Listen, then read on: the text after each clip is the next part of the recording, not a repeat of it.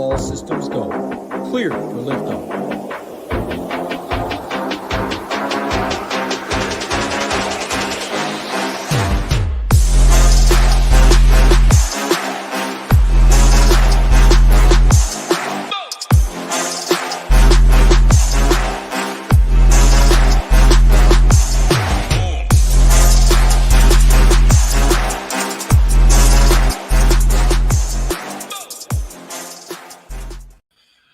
What's up, guys? Rio here. Gonna be breaking down this 10-game NBA slate Friday, April 5th. Lots to talk about, so not going to spend a ton of time. I don't really have any to waste. It's a big injury slate. Got, obviously end of the season, a lot of team sitting guys. So let's get right into it. First game of the slate, we have Portland taking on Washington in Washington. Portland going to be without Anthony Simons, Jeremy Grant. All the other guys are missing, Kamara, Shaedon Sharp. So, and the Wizards will be without Kyle Kuzma, Tyus Jones, Marvin Bagley, and possibly Rashawn Holmes, who's been missing some games with a toe injury. Starting on the Portland side of things, love the spot for DeAndre Ayton. Great matchup, best matchup on paper on the whole slate. The Wizards are dead last in DVP versus center, so I think that he's a very strong option. Probably one of the best plays on the slate, in my opinion.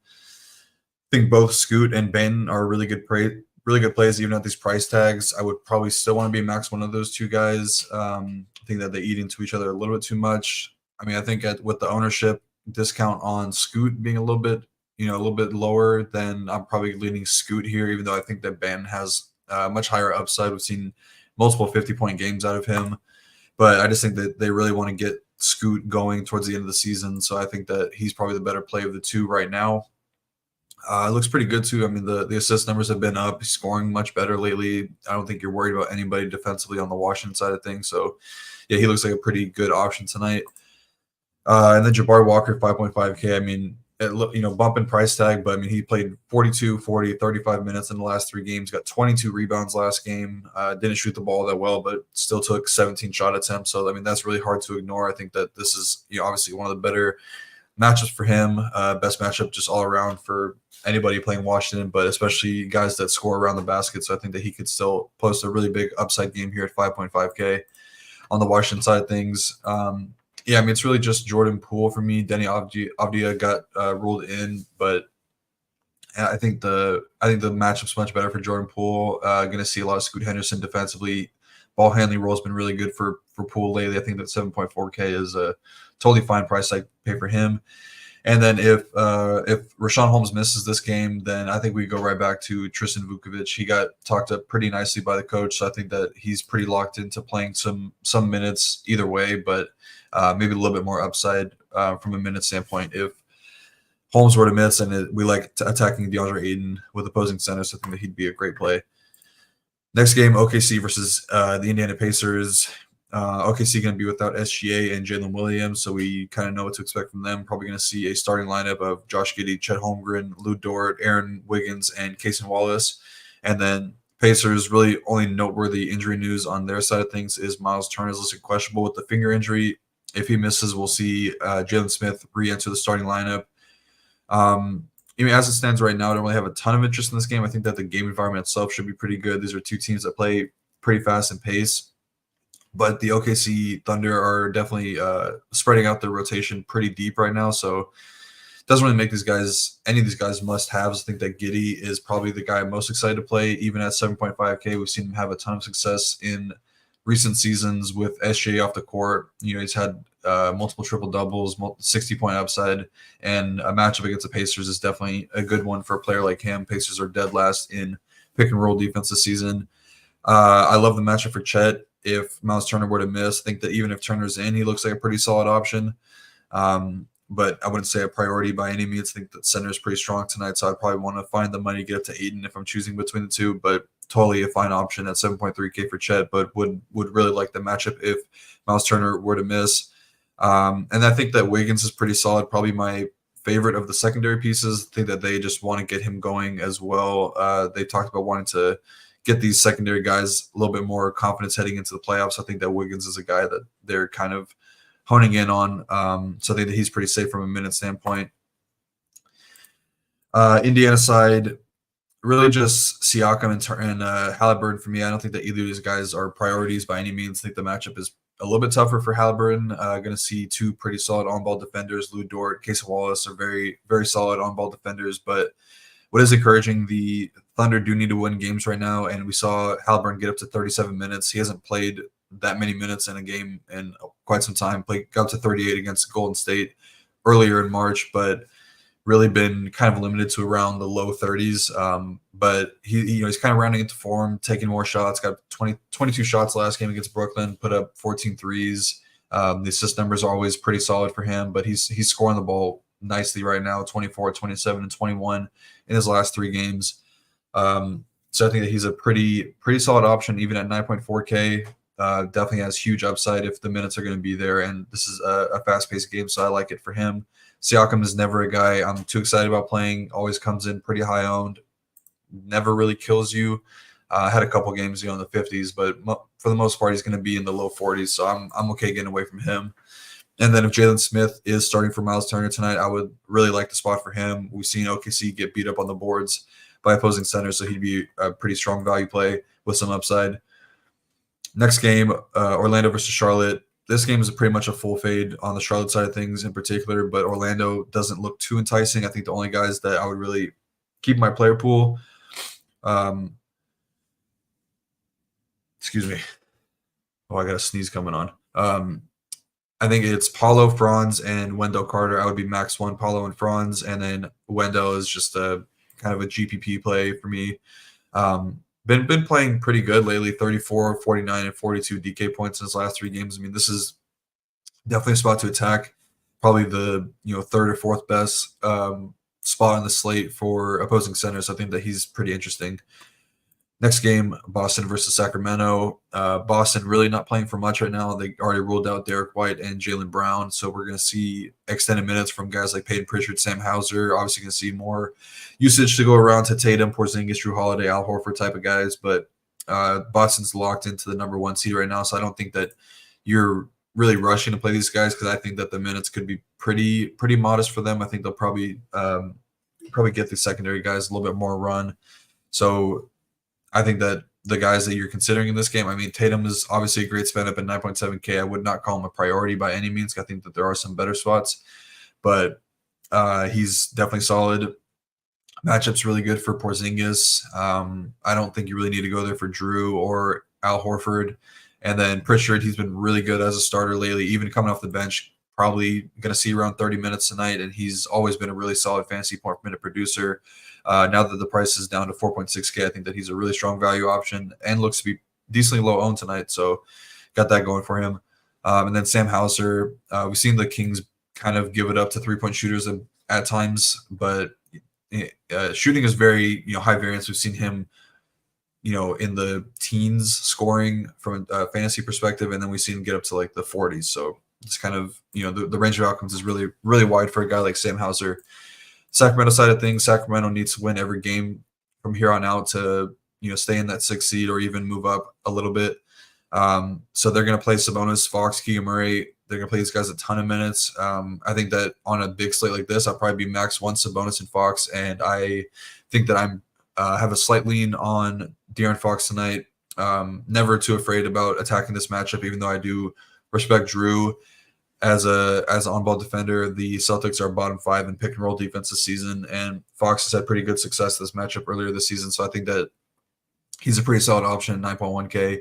Sabonis is, don't really like attacking Boston with opposing bigs, but he's got the triple-double upside. 10.4K is a very reasonable price tag for him, and if he's seeing around 40 minutes tonight, should be able to pay that off pretty easily. But I like Fox a little bit better.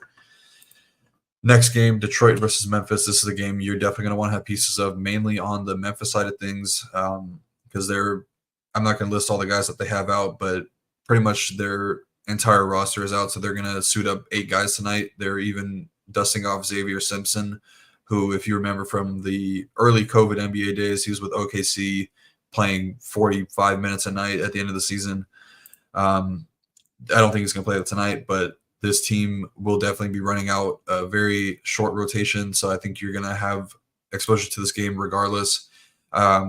it's really tough to break down because I don't want to make any rules. I would just do a ranking system for this one. For me, it's Goodwin is going to be the number one guy for me at 4.6K. We've seen him be a very solid fantasy player, and he does a little bit of everything. Got double-digit rebounds in 3 straight games. Assist numbers look pretty good.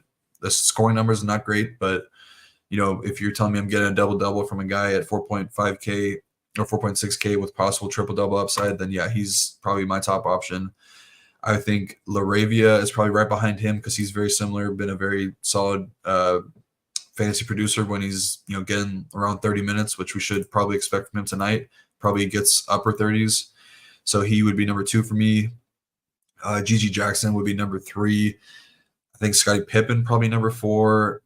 Trey Jameson 5. And then Pereira, Stevens, and Simpson is how I would rank it. I think that Pereira is probably the most interesting, though, just because he's only 3.1K, looking to be single-digit owned, which I think that you definitely want to take shots on him in large field tournaments. I would even consider taking a stand on him in a single-entry tournament just because he's going to be the lowest owned option, and I would much rather play him over Lamar Stevens at 800 cheaper. He seems like he's a pretty solid fantasy point per producer. Played 29 minutes against Orlando, which I think is a tougher matchup, and he put up 28 fantasy points. Got 5 stocks in that game going against Detroit, who is a team that could be very turnover prone. So I think that Pereira is probably the most interesting guy from a leverage standpoint. The Detroit side of things, it's pretty much just going to be Sasser or Malachi Flynn for me with Cade Cunningham out. I don't want to get to recency bias, but I think that Flynn is going to be the preferred option. Obviously, had the 50-point game against Atlanta the other night, put up 70 DraftKings points. But, I mean, even outside of that, he's been the more consistent fantasy producer between the two. And he's shown more upside even outside of that 70-point game. The role will probably be much better for Sasser, and the shooting guard eligibility is nice. Probably going to see more minutes, but I think that I'm just going to side for Flynn because he'll be cheaper. He's going to be much lower owned, and I kind of am a little bit more confident in his upside in this one. Next game, New York Knicks taking on Chicago. This game is pretty much a cross-off for me. The Knicks look like they're going to be getting healthier with OG Anunoby coming back tonight, or he got upgraded to questionable, but looks like he could be making his return. Unless they do something weird and they sit some guys, then the Knicks are pretty much a full cross-off for me, and kind of the same thing for Chicago. I just don't really want to attack the Knicks on this big of a slate, so I'm pretty fine making this a 9-game slate right there. Next game, San Antonio Spurs taking on the New Orleans Pelicans. Pretty big injury news in this one was Zion listed questionable. Kind of think that he plays, but you never know. I mean, this seems like a game they should be able to win even with Zion missing, but Pelicans do need to win games right now, so I think that they probably, if he has a chance to play, he probably does play, and he's been pretty durable this season. Obviously not the same as years past, but this season he's been pretty solid, hasn't missed a ton of games.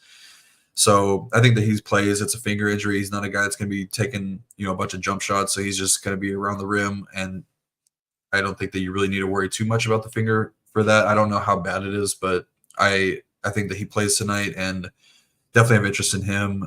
Should be a really good match for him. We've seen the role be really good with no Brandon Ingram. But on the matchup side of things, no Jeremy Sochan on the other side is a big boost for him because the Spurs are really going to have no defenders to throw at him. Their pick and roll defense has been bad this season. We've seen more ball handling from Zion, and the Spurs are a bottom 6 rim defense. So yeah, Zion is a very high upside option tonight.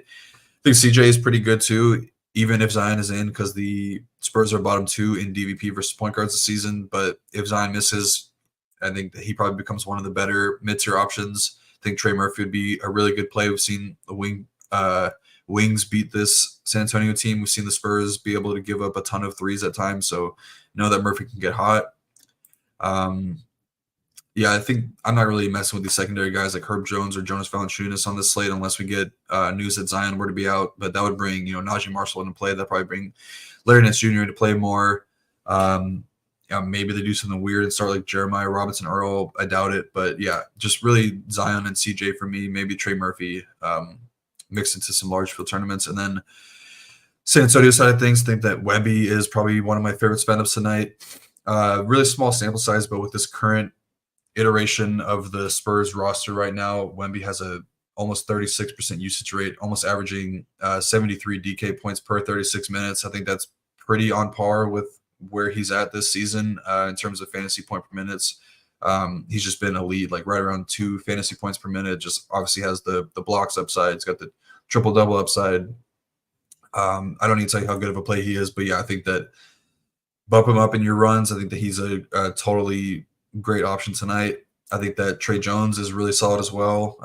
Shout out to Trey Jones, won me my 50K the other night.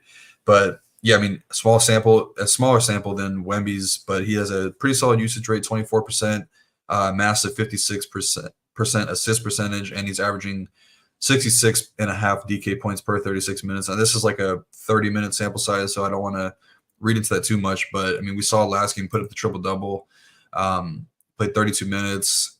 You know, he's going to have the ball in his hands a ton. I think that he's a really solid option, even at 5.9K in a tough matchup. And then we should see Sandro Mamukelashvili get a start tonight with Chetty Osman out. Yeah, I think that's probably him starting. They do have, I mean, a bunch of random guys at the bottom of their roster with Sidi Kisoko, Jamari Booyah, David Duke Jr., Raekwon Gray. I mean, I don't even know who these guys are outside of David Duke. But yeah, I think Sandro is a really, really strong option tonight and a pivot off of those Grizzlies pieces. Next game on the slate, Toronto versus Milwaukee. Toronto going to be getting RJ Barrett back tonight, but they do have a couple guys listed questionable: Gary Trent, Bruce Brown, and Ochai Agbaji. You're really not considering these Toronto guys on this big of a slate, I don't think. I think that Quickly is probably the guy to consider if you are looking to get any sort of exposure. I don't think you need to go there, but yeah, the guards versus Milwaukee has always been a very good spot to attack this season. Milwaukee bottom 2 pick and roll defense this season. 8.2K for Quickly. I don't know, maybe they give him some extra run tonight, but I doubt it. So officially not listing any of these Toronto guys as good plays. The Milwaukee side, much different. Toronto been terrible defensively in the second half of the season. No Giannis tonight, so obviously we're going to see a big usage bump for Dame tonight, who is making his return. I mean, he's had an elite role even with Giannis in over the last month or so, been leading the league in touch time, been playing much better, and this is one of the best matchups going against this Toronto team.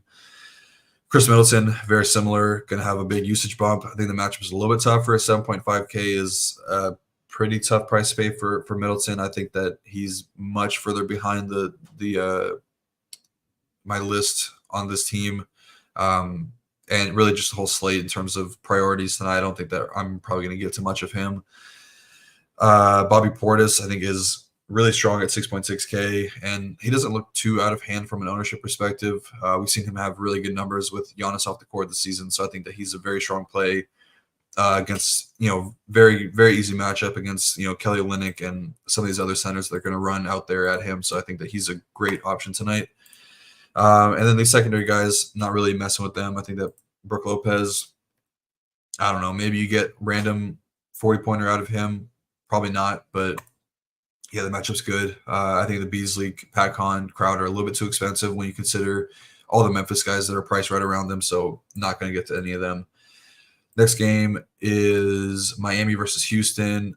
This game, for the most part, going to be a cross-off for me, unless we get more injury news. We did see that Tyler Hero is probably going to play tonight, so that's a big usage guy. I think that really takes, I would say, everybody out of play for me on the Miami side of things. And then the Houston side of things, they'll be without Amen Thompson, but they're also got eliminated from the playoffs, so probably not going to be seeing the 40 minutes from these guys anymore. Like Jalen Green, Fred VanVleet, probably don't see that anymore. There's just no reason to run them out there like that. But I do think that Cam Whitmore is pretty interesting at 4.5K with no Amen Thompson.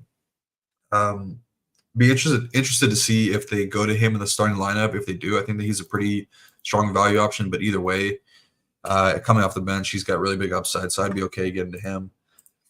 Last game of the slate, Golden State Warriors taking on Dallas. Yeah, I mean, this is not a game I'm looking to get too much of. All these guys have elevated price tags. Luka's almost 13K.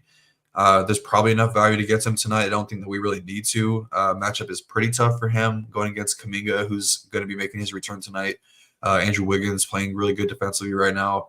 I mean, the Warriors just in general are playing really good defense. So I don't think that I really want to get too much on the Dallas side of things. As much of a, Luka has the highest upside on the slate probably. So if you want to get to him, there's definitely enough value to, but I don't think I'm going to go there tonight. I do like PJ Washington though at 5.7K. He's seen a lot of minutes lately, 36 in back-to-back games with Lively out. He's shooting the ball much better, playing really good defense. I think that he's probably my favorite option on the Dallas side of things at 5.7K. On Golden State, yeah, I mean Kuminga returning. That's a high usage guy. It really muddies up the rotation a lot. I did like Draymond Green and Wiggins the best, just because I think those are two guys that will probably have the cleanest matchups and probably going to be the guys that they try to leave open with Curry in there, with Kuminga in there, with Klay Thompson in there. I think that they'll probably slag off of these guys a little bit. So those are probably my favorite plays. But yeah, I don't think that you're really running to get to any of these guys in what should probably be a defensive battle. We saw the game a couple games ago be a very low scoring one. So I'm kind of expecting something similar tonight. That's going to do it. All 10 games. Got it done just over 20 minutes. So proud of myself for that. But good luck tonight, everybody. Hopefully everybody has a good weekend, and I'll see you guys next week. Later.